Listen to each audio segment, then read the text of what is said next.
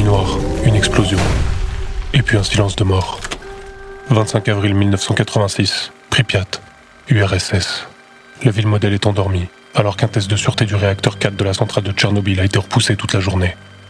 Les équipes présentes de jour ont étudié la procédure du test, mais reçoivent l'ordre d'attendre Anatoly Dyatlov, ingénieur en chef adjoint de la centrale.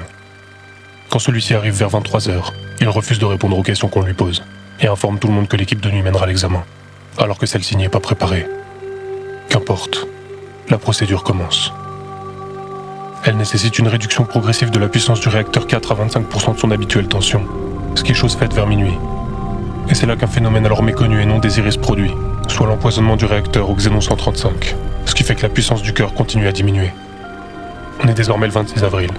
Il est minuit 28, quand l'opérateur chargé du déplacement des barres de contrôle du réacteur, Leonid Toptunov, faisant tout ce qu'il peut pour faire remonter le niveau de la puissance, commet une erreur.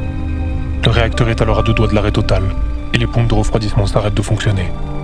Selon la procédure, le test devrait être arrêté, mais sentant la pression de Dyatlov, Toptunov préfère réparer son erreur, et il retire une grande quantité des barres de contrôle du réacteur manuellement, pour en faire remonter la puissance, ce qu'il parvient tant bien que mal à faire, obtenant ainsi le résultat cherché. Vers minuit 40, une alarme résonne. Mais encore une fois, Dyatlov insiste pour que le test soit mené à bien, et l'alerte est ignorée, puis désactivée. Il est alors 1h23 quand le test à proprement dit peut enfin commencer.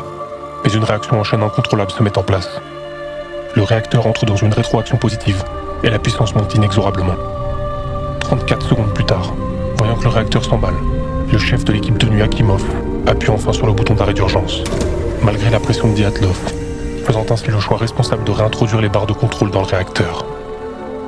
Ce qu'il ignore cependant, c'est que ces barres d'urgence ne sont pas faites dans le matériau habituel, à savoir du bore, qui doit ralentir la fission. Mais elles sont en graphite, moins chères, et qui a pour effet d'augmenter la puissance à leur insertion, avant de la réduire par la suite. Et là, c'est le drame. Toutes ces décisions et tous ces événements associés entraînent une montée en puissance incontrôlable et extrêmement rapide du réacteur. L'équipe regarde avec effroi les chiffres monter considérablement sur le petit moniteur sans pouvoir rien y faire.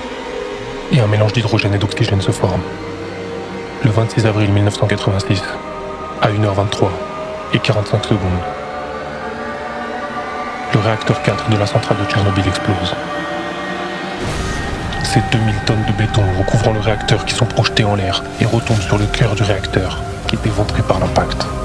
Un incendie étrange se forme, et une lumière magnifique, aux reflets bleus, se dégage du trou. La radioactivité qui s'en échappe est colossale, et cet ennemi invisible vient contaminer l'air, puis l'eau, les arbres, et toute forme de vie environnante.